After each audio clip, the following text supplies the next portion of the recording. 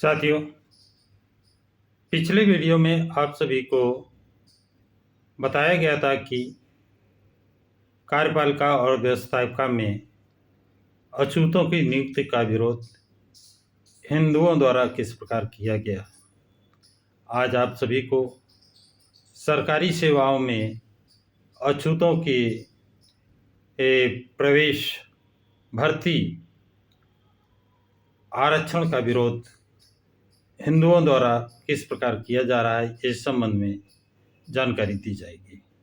तो साथियों, अछूतों की मांग है कि देश में न्यूनतम योग्यता के आधार पर सरकारी सेवाओं में एक निश्चित अनुपात अछूतों के लिए आरक्षित किया जाए।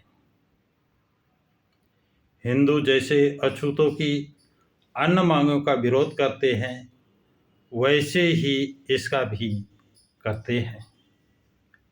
इनका कहना है कि क्षमता और कार्यकुशलता सरकार के लिए आवश्यक है और नौकरियों का आधार वही रहना चाहिए, न कि जाति और न वर्ग। अनिवार्य योग्यताओं के विषय में कोई विवाद नहीं है, न ही क्षमता और कार्यकुशलता के मापदंड के बारे में कोई मतभेद है, विवाद नहीं है। मतभेद का एक ही कारण है और वो बहुत महत्वपूर्ण है। वह है क्या जाति और वर्ग का सरकारी नौकरियों में नियुक्ति के लिए ध्यान रखा जाए। केवल शैक्षिक योग्यता पर टिके रहने के बजाय हिंदू इस बात पर बल देते हैं कि सरकारी नौकरियों में नियुक्तियां सभी वर्गों की खुली प्रतियोगिता के आधार पर की जाए। उनका तर्क है कि इससे दोनों उद्देश्यों की पूर्ति हो जाएगी। ये व्यवस्था कार्यकुशलता के उद्देश्य को पूरा करेगी। इससे दूसरे अछूतों को सरकारी नौकरियों में प्रवेश पर कोई प्रतिबंध भी ना होगा। आगे कहते हैं, हिंदू अछूतों की मांग का विरोध यह कहकर जता रहे हैं, बाबा साहब बड़े क्लियर बताते हैं सारी चीज़ें।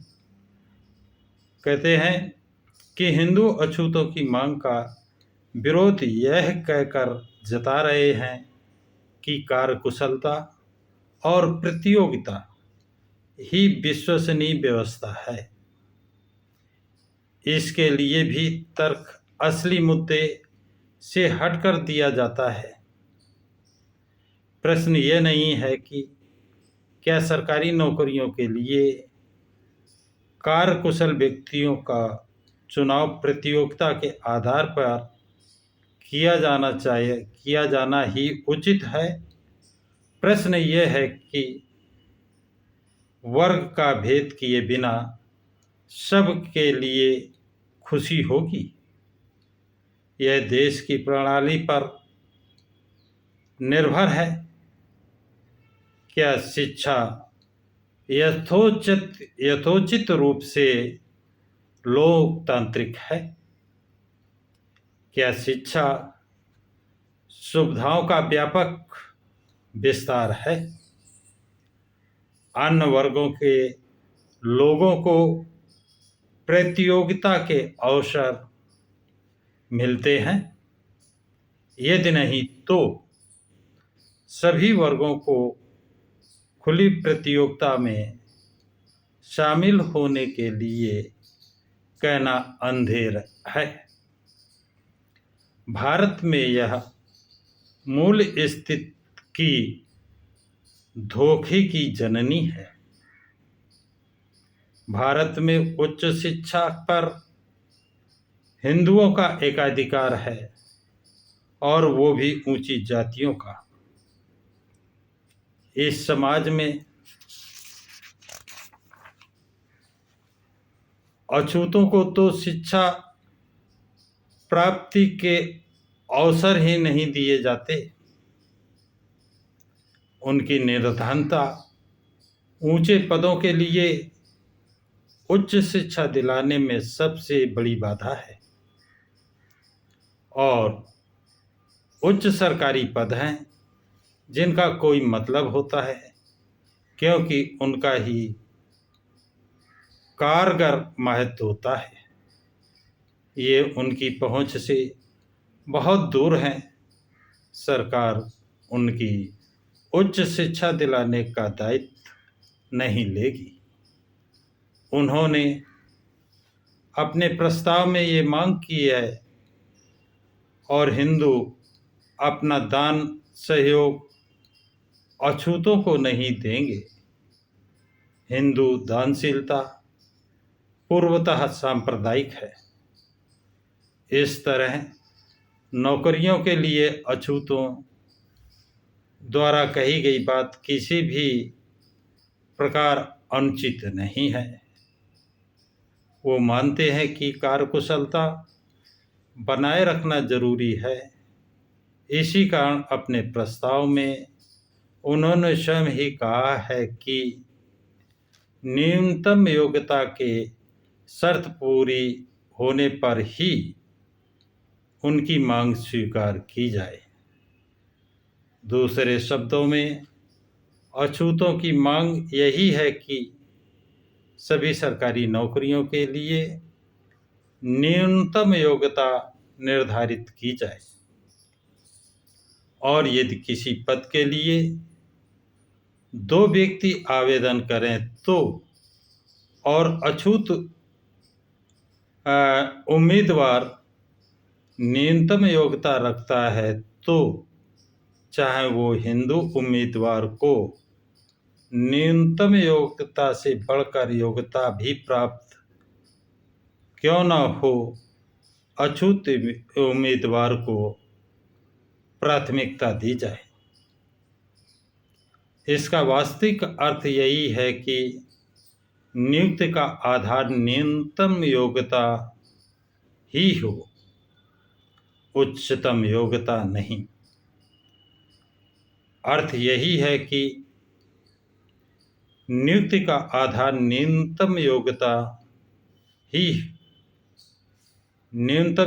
ही हो, उच्चतम योग्यता नहीं। यह उन लोगों को विचित्र लग सकता है जिन्हें इस बात पर कोई आपत्ति नहीं है कि कार्यकुशलता के मापदंड पर सरकारी सेवाओं में कुछ वर्गों का एकाधिकार हो जाए, पर क्या कैंपबेल ने यह नहीं कहा है कि अपनी सरकार अच्छी कही जाने वाली गैरों की सरकार से बेहतर होती है? अछूतों की मांग और क्या है? वे कार्यकुशल प्रशासन को स्वीकार करने के लिए तैयार हैं। इसलिए सरकारी सेवाओं के लिए वो न्यूनतम योग्यता की शर्त स्वीकार करने के लिए तैयार हैं। अछूत अपनी सरकार के मुकाबले अपनी सरकार का विचार त्याग देने के लिए तैयार नहीं है। उच्चतम योग्यता के आधार पर बनाई गई सरकार सांप्रदायिक सरकार होगी, इसलिए क्योंकि मात्र हिंदू ही न्यूनतम योग्यता की अपेक्षा उच्च शिक्षा का दावा पेश कर सकते हैं। अछूत ऐसा नहीं चाहते।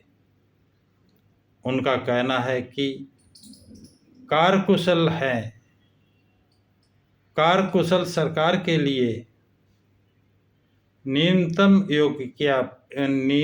योग्यता पर्याप्त है, क्योंकि इसी से अपनी सरकार संभव है। इसलिए सरकारी नौकरियों में प्रवेश के लिए न्यूनतम योग्यता का नियम चाहिए। इसी से स्व सरकार और कार्यकुशल सरकार सुनिश्चित हो सकती है। तो साथियों, आपने देखा बाबा साहब किसी सरकारी नौकरी के लिए न्यूनतम योग्यता अछूतों के लिए पर्याप्त मानते हैं, क्योंकि अभी तक अछूतों को शिक्षा से वंचित रखा गया था। उनको उच्च शिक्षा प्राप्त नहीं है, जबकि हिंदुओं में खासकर उच्च वर्ग के लोगों के पास उच्च शिक्षा है।